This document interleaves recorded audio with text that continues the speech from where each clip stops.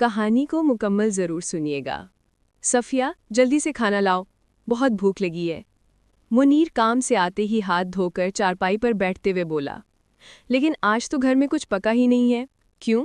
मुनीर ने सफ़िया के जवाब पर एकदम से कहा, कल आपको बताया तो था कि राशन ख़त्म हो चुका है और जो चावल बचे हुए थे वो भी ख़त्म होने वाले हैं।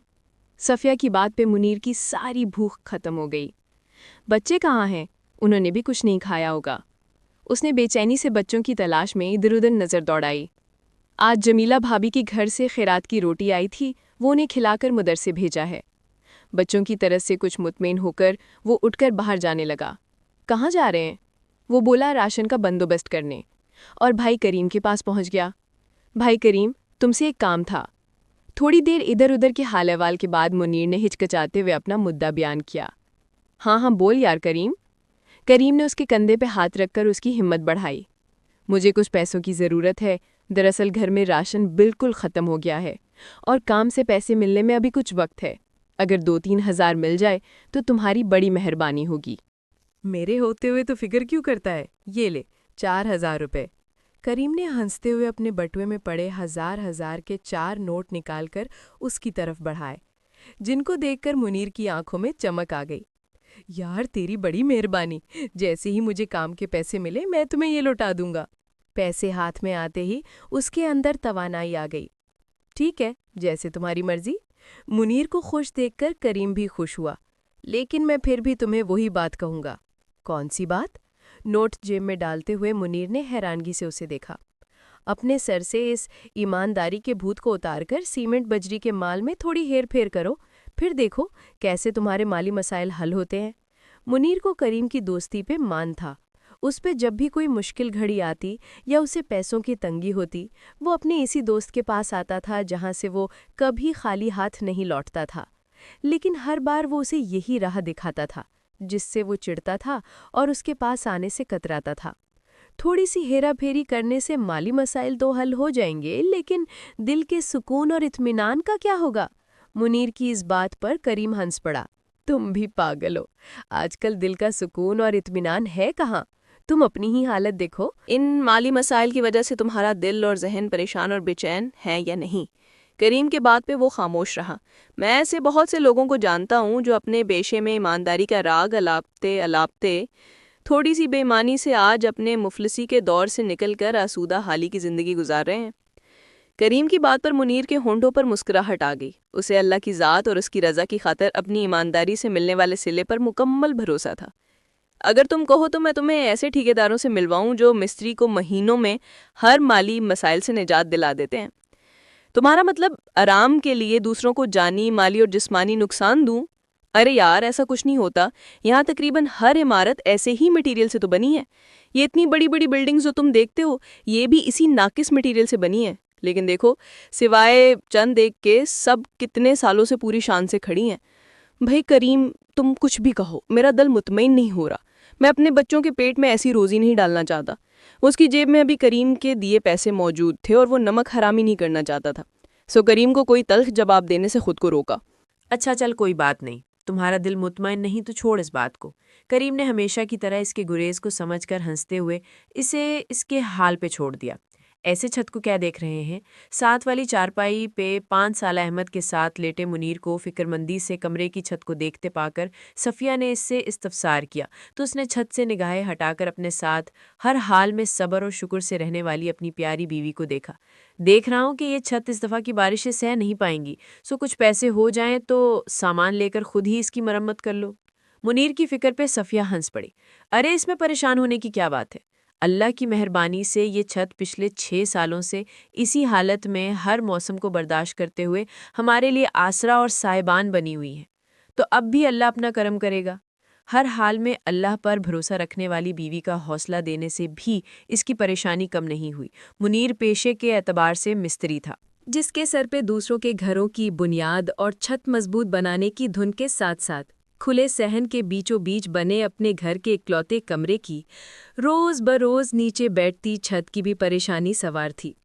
अपने पेशे में दयानतदारी के सबब उसको अपने काम से मिले पैसे घर के राशन पानी और पैसे ना होने की सूरत में लिया हुआ कर्ज उतारने में ही खत्म हो जाते, और छत वैसे की वैसे।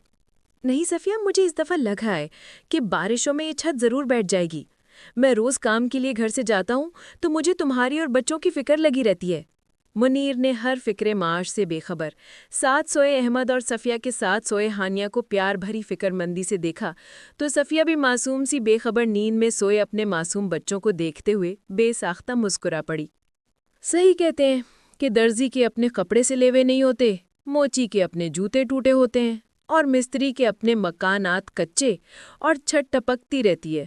سچ میں اب یہ ایمانداری سزا بنتی جا رہی ہے۔ منیر کا لہجہ تلخ ہو گیا۔ منیر کی لہجے کی تلخی اور آخری بات میں کچھ غیر معمولی پن محسوس کر کے صفیہ چونک پڑی۔ نہیں منیر، ایسی بات نہیں ہے، یہ تو ہمارا امتحان ہے۔ صفیہ کی بات پر وہ خاموش ہو گیا، لیکن اس کی سوچ میں بدلاؤ آ گیا تھا۔ اللہ کی ذات پر اس کا یقین کچھ ڈگمگایا تھا۔ بھائی کریم، مجھے تم سے ایک بات کرنی ہے۔ جھجکتا ہوا منیر پھر سے کریم کے سامنے کھڑا تھا۔ ہاں بول یار۔ گھر کی چھت بہت کمزور ہو گئی ہے۔ وہ نہیں جانتا تھا کہ کمزور گھر کی چھت نہیں بلکہ اس کا ایمان ہو گیا تھا۔ گھر کی چھت کے لیے پیسے چاہیے، بول کتنے چاہیے؟ نہیں یار، پیسے نہیں چاہیے۔ وہ اپنا اصل مطالبہ بتاتے ہوئے شش و پنج میں مبتلا تھا۔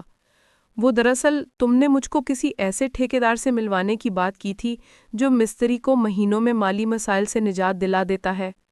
نظر جھکائے منیر کے مطالبے نے کریم کو حیران کر دیا۔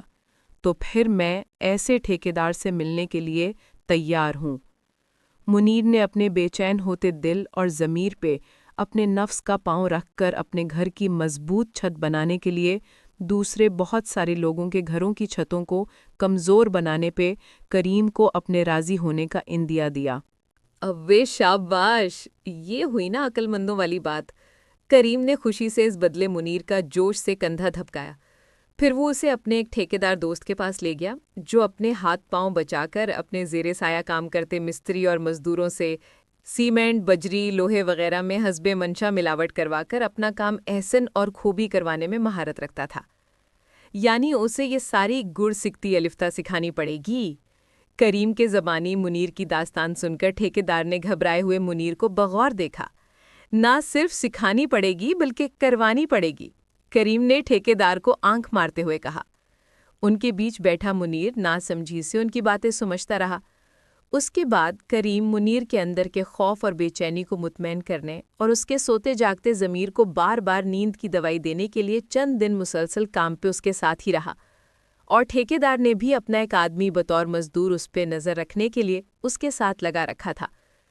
کچھ دن بعد ہی ٹھیکیدار کی طرف سے اس کے ہاتھ میں آئی رقم نے اس کی آنکھوں میں چمک پیدا کر دی، اور اس نے حیران ہو کر ساتھ کھڑے کریم کو دیکھا تو کریم نے ہنستے ہوئے ان نوٹوں کو اس کی کام کے عوض حلال کمائی کہہ کر اس کی جیب میں ڈال دیے، اور منیر خوشی خوشی چھت کے ساتھ ساتھ پورے گھر کی مرمت نئے سرے سے کروانے کے خواب آنکھوں میں سجا کر گھر کی طرف چلا۔ راستے میں اس نے بیوی اور بچوں کے لیے فروٹ پی لیا۔ جب وہ گھر کے سامنے پہنچا تو گھر کے سامنے لوگوں کا رش دیکھ کر وہ پریشان ہو گیا۔ اوئے منیر جلدی آ! منیر کو آتے دیکھ کر کسی نے ہانک لگائی۔ وہ دوڑتا ہوا حواس باختہ سا لوگوں کو ہٹاتا گھر کے اندر داخل ہوا۔ سامنے ہی گھر کے اکلوتے کمرے کو زمین بوس دیکھ کر اس کی سانس سینے میں اٹک گئی، لیکن ذرا فاصلے پہ ہی محلے کی عورتوں کے ساتھ سہمی گھبرائی صفیہ، احمد اور ہانیہ کو کھڑے دیکھ کر اس نے اطمینان کا سانس لیا، پر اندر سے اسے انجانی سی ضربیں لگنے لگیں۔ منیر کو دیکھ کر وہ تینوں روتے ہوئے اس کی طرف بھاگ گئے۔ احمد اور ہانیہ منیر سے چمن کے، منیر، اللہ نے بڑا کرم کیا ہے۔ جس وقت کمرے کی چھت گری اس وقت بچے تو صحن میں کھیل رہے تھے، لیکن میں اسی وقت باورچی خانے میں جانے کے لیے کمرے سے نکلی تھی۔ گھر کے واحد کمرے سے ہاتھ دھونے کے بعد کھلے صحن میں آ جانے کے باوجود زندگی کے ہر پہلوؤں سے اللہ کی رحمت سے نکلنے والی صفیہ نے روتے ہوئے اپنے اتنے بڑے نقصان پہ بھی اللہ کا شکر ادا کیا، جبکہ منیر اپنے ذہن پہ لگتی انجانی ضربوں سے معاف ہوتے ذہن کے سبب خالی خالی نظروں سے اسے دیکھتا صرف یہ سوچ رہا تھا کہ جو چھت اتنی خستہ حالی کے باوجود اتنے سال نہیں گری، وہ یوں اچانک سے کیسے گر گئی۔ منیر کو نوٹوں سے بھری جیب بہت وزنی محسوس ہونے لگی تھی۔ وہ 2 دن کام پہ نہیں جا سکا تھا۔ کریم ٹھیکیدار اور مزدور اس کی دلجوئی اور تسلی کے لیے آئے تھے اور اپنے مکمل ساتھ کا یقین بھی دلا گئے تھے۔ وہ 2 دن سے بہت الجھا ہوا پھر رہا تھا۔ ایسے کوئی چیز اسے اندر سے چیر رہی تھی جس کا ادراک کرنے وہ آج مولوی صاحب کے پاس آیا تھا۔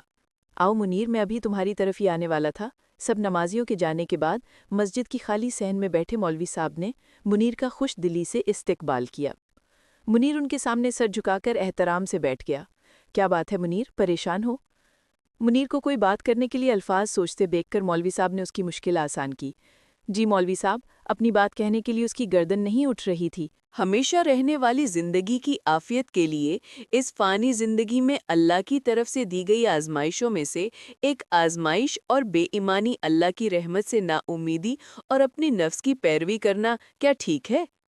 مولوی صاحب نے ٹھنڈے لہجے میں جواب دیا، نہیں۔ مولوی صاحب نے مزید وضاحت کی، دیکھو منیر، پہلی بات تو یہ بے ایمان کے دل کے کسی کونے میں اپنے پکڑے جانے کا ڈر اور اندیشہ ہمیشہ رہتا ہے۔ مولوی صاحب کی بات پر منیر نے اپنی چوری پکڑی جانے کے اندیشے سے گھبرا کر مولوی صاحب کو دیکھا تو مولوی صاحب بے ساختہ مسکرا پڑے، کیونکہ منیر کے چہرے پہ پھیلی کشمکش اور اس کے سوال سے وہ منیر کی اندرونی کیفیت کا کچھ اندازہ لگا چکے تھے، جبکہ ایماندار کا دل ایسے ڈر اور خدشے سے پاک ہوتا ہے، اس کا دل اور ضمیر مطمئن رہتا ہے۔ دوسری بات ہے، بے ایمانی کا راستہ ایسا راستہ ہے جو ہمیں بظاہر پرکشش اور آسودہ حالی کا لگتا ہے، لیکن دراصل یہ راستہ کانٹوں سے بھرا ہوتا ہے۔ جس کے برعکس براخلاق ایمانداری کی زندگی تنگ اور مشکلات اور مسائل سے بھری ہوتی ہے، لیکن کچھ لوگ اس ایمانداری سے گھبرا بھی تو جاتے ہیں۔ منیر کے ذہن سے گرا ابھی مکمل نہیں کھلی تھی۔ مولوی صاحب پرسکون لہجے میں بولے، ایماندار لوگوں پر اللہ کی خاص مہربانی یہ بھی ہوتی ہے کہ جب کبھی وہ اپنے حالات سے عاجز آ کر آسودہ حال دکھائی دینے والے بے معنی کے راستے کی طرف قدم بڑھاتے ہیں تو اللہ انہیں چھوٹے نقصان کے ذریعے بے معنی کے سبب بڑے نقصان سے بچا کر انہیں اپنے راستے پر دوبارہ آنے کا موقع دیتا ہے۔ مولوی صاحب کی باتوں کے دوران اس کا اٹھا سر پھر سے جھک گیا۔ منیر، تم نے اچھا کیا کہ خود ہی آگے، ورنہ میں بھی تمہاری طرف آنے والا تھا۔ منیر نے نم آنکھوں سے انہیں دیکھا تو وہ ہلکی آواز میں ہنس پڑے۔ میرے ایک جاننے والے ہیں، ان کا کام ہے الحمدللہ، انہیں جس کے لیے ایک سچے اور ایماندار منشی کی ضرورت ہے، اس نے سلسلے میں مجھ سے مدد چاہی تو میرے ذہن میں تمہارا خیال آ گیا۔ وہ تمہیں تمہاری ایمانداری کا اچھا معاوضہ دے گا۔ احساس ندامت اور احساس تشکر سے منیر زاروں قطار رونے لگا۔ اگر آپ کو ہماری یہ ویڈیو پسند آئی ہو تو چینل کو بھی سبسکرائب کریں اور ویڈیو کو لائک اور شیئر کریں۔ شکریہ۔